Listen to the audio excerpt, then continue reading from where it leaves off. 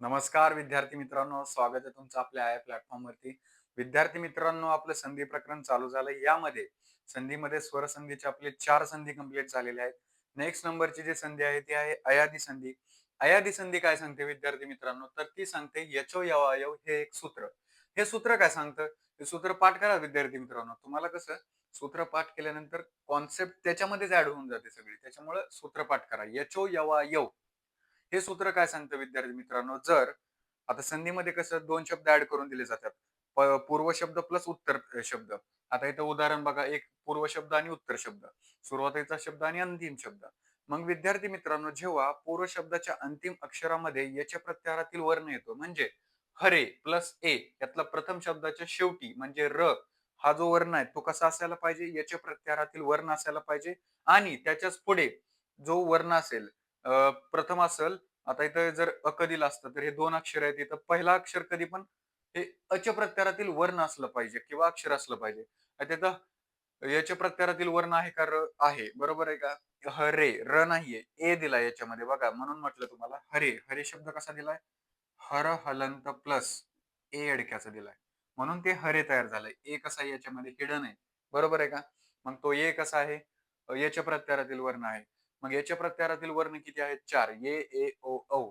जेव्हा म्हणजे अयादी संधीमध्ये जेव्हा पूर्व शब्दामध्ये अंतिमला अच्या प्रत्यारातील वर्ण असेल आणि त्याच्याच पुढे अच्या प्रत्यारातील कोणताही वर्ण असेल, तेव्हा रिप्लेस केलं जातं त्याला यचो यवायव. म्हणजे आता प्रथम शब्दाच्या अंतिमला आता इथं र प्लस ए आलाय. मग जर तो ए असता तर याला ए आल्यानंतर त्याला रिप्लेस करायचंय अय. जर ए आला तर त्याला रिप्लेस करायचंय आय. ओ आला तर त्याला रिप्लेस करायचंय अव. आणि अ आला तर त्याला रिप्लेस करायचंय आव. या अक्षरांनी त्याला रिप्लेस करायचंय. आता इथं काय आलाय? ए एडक्याचा आलाय. म्हणजे हा ए आलाय. मग त्याला रिप्लेस कशाने करायचं? अय. आधी ह्याची आपण फोड करू. हर, हलंत प्लस अ प्लस ए. आता र कसा तयार झालाय? हलंत प्लस अ नी अ तयार झालाय. र तयार झालाय. ए प्लस अजून काय दिलंय? प्लस अजून एक ए आहे इकडचा. बरोबर का? इकडचा ए घेतलाय. मग अ प्लस आता इथं बघा विद्यार्थी मित्रांनो, नीट लक्ष द्यायचंय तुम्हाला. इथं काय रे? ए आलाय का रे इथं हिडन मध्ये? ए ला रिप्लेस करायचंय ऐनी. मग जर मी इथं ऍड केलं तर विद्यार्थी मित्रांनो बघा, ह र प्लस अ हा तर ह र तयार झाला. म्हणजे हलंत आहे तसा गेला आणि तो पूर्ण र तयार झाला. आणि अय प्लस ए काय झाला रे? हर ए. बरोबर का रे विद्यार्थी मित्रांनो? हर ए. म्हणजे जो हर अय ऍड झालता त्या ए वर ए ची वेलांटी आली. बरोबर का? हर ए तयार झाला. सेम तसंच नै अक. नै अक याच्यामध्ये नै. आता इथे बघा न प्लस ऐ ए हा ऍड झाला याच्यामध्ये. ए ऍड झालाय नै मध्ये हिडन. म्हणजे ए कसा आहे? एच्या प्रत्यारातील वर्ण आहे. आणि त्याच्याच पुढे अ जो आलाय तो अ कसा आहे? अच्या प्रत्यारातील वर्ण. इथं कोणताही आला तर चालला असता. अ चा यावा असा नियम नाहीये. अच्या प्रत्यारातील कोणताही स्वर आला तर इथं चाललं असतं. फक्त इथं काय पाहिजे सुरुवातीला? पूर्व पदाच्या अंतिमला. आता इथं न आहे. याच्या अंतिमला काय आहे? न प्लस ए असा तयार झालाय तो नै. मग इथं काय आला? ए आला. ए ना रिप्लेस कशाने करायचंय? आय. मग इथं जर मी याला रिप्लेस केलं आय, आय आणि उरलेलं काय आहे? अक. तर विद्यार्थी मित्रांनो, इथे शब्द काय तयार झाला बघा. न प्लस आय. नाय क. अ लोप पावला या ठिकाणी. बरोबर का? न प्लस आ. ना य क. नायक शब्द तयार झाला बघा. बरोबर. त्यानंतर नेक्स्ट बघा, विष्णू प्लस ए. विष्णू प्लस ए. आता इथं बघा विष्णू दिलंय. विष्णू. विष्णूची फोड जर केली मी, विष्णू प्लस ओ विष्णू. बरोबर का रे? म्हणजे इथं ओ हिडन आलाय. ओ आलं की त्याला रिप्लेस कशाने करायचंय? औ ने रिप्लेस करायचंय. बरोबर का? मग मी इथं असं घेतलं, विष्णू प्लस इथं काय घ्यायचं आता? औ प्लस शेवटला काय दिलंय इथं? ए एडक्याचा. हा पण कसा आहे? अच प्रत्यारातील वर्ण ए. मग विद्यार्थी मित्रांनो, इथं काय तयार झालं तर विष्ण व ए. बरोबर का? विष्णवे. बरोबर का? आता इथं अलोप पावला. विष्ण, विष्ण आणि तो व आणि वच्या वर इशी वेलांटी. ए दिले नाही ते अडक्याचा. विष्णवे तयार झाला. बरोबर का? म्हणजे विद्यार्थी मित्रांनो, तुम्हाला इथे सिंपल आहे, फक्त रिप्लेसमेंट करायची. अयादी संधी आली की यचो यावयव सूत्र लक्षात ठेवायचं. म्हणजे पूर्व शब्दाच्या अंतिमला जर याच्या प्रत्यारातील ये अडक्याचा याच्या प्रत्यारातील वर्ण आला, मग ते मध्ये ए, ओ, औ हे जर वर्ण आले आणि त्याच्याच पुढे उत्तर पदाच्या स्टार्टिंगला जर अच्या प्रत्यारातील कोणताही स्वर आला, तर ते जे 4 वर्ण आहेत याच्या प्रत्यारातील त्यांना रिप्लेस करायचंय अय, आय, अव आणि आव या शब्दांनी त्याला रिप्लेस करायचं. हे झालं अयादी संधी. तुम्हाला सूत्र लावून ठेवायचं. ठीक आहे. त्यानंतर आपण बघूया नेक्स्ट संधी. त्यानंतर नेक्स्ट नंबरची संधी आहे विद्यार्थी मित्रांनो पूर्वरूप संधी. यामध्ये सूत्र बघा एंग पदांतांदी. यामध्ये काय सांगितलंय जेव्हा पूर्व शब्दामध्ये प्रत्यय वर्ण येतात प्रत्याहारातले वर्ण. एंग प्रत्यात आता बघा अ, इ, उ, न, रु, लु, क, ए, ओ, न, ए, ओ, न, म्हणतात त्याला. बरोबर का? हे 3 आलेत बघा वर्ण. एंग प्रत्याहारामध्ये जेव्हा पूर्व शब्दाच्या अंतिमला म्हणजे पूर्व शब्द आता इथे एक्झाम्पल दिले गृहे प्लस अपी. पूर्व शब्दाच्या अंतिमला आता इथं गृहे ह प्लस ए दिला एड केलं वरवेलंट ए. जेव्हा पूर्व शब्दाच्या अंतिम मध्ये एखादा एण प्रत्याहारातील वर्ण किंवा अक्षर हिडन असतो आणि त्याच्याच पुढे अ असतो जो उत्तर शब्द आहे त्याच्या सुरुवातीला अ कंपल्सरी पाहिजे तेव्हा त्या ठिकाणी पूर्वरूप संधी होते. आणि याच्यामध्ये सांगायचा उद्देश असा आहे जेव्हा याच्यामध्ये एक सिम्बॉल आहे बघा हे.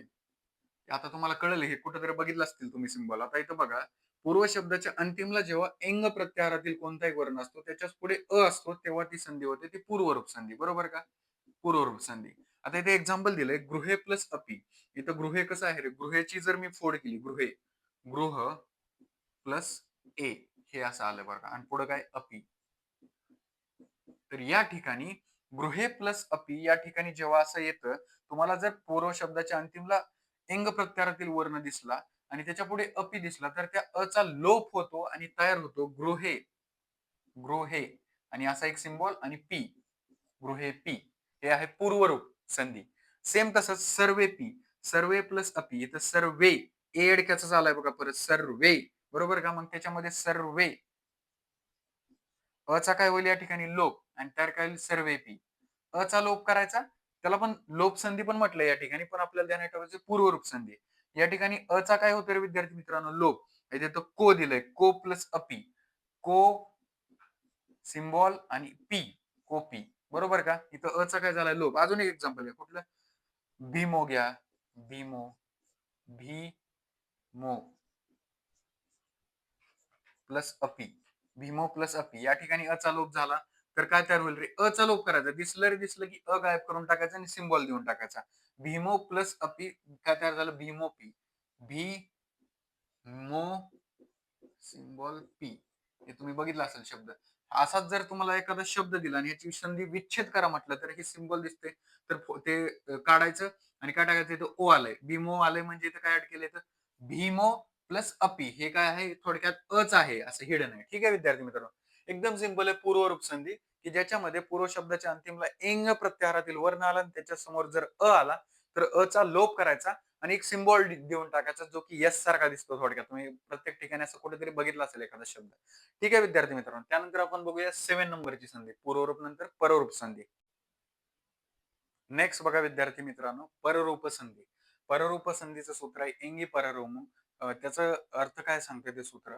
आता याच्यामध्ये बघा तुम्हाला असं जाणवेल एक्झाम्पल मध्ये की इतर संधी आपण याच्यामध्ये शिकलोय सुरुवातीला शिकलोय मग इतर संधी कसं काय आली पररूप नाव कसं काय दिलं त्याला.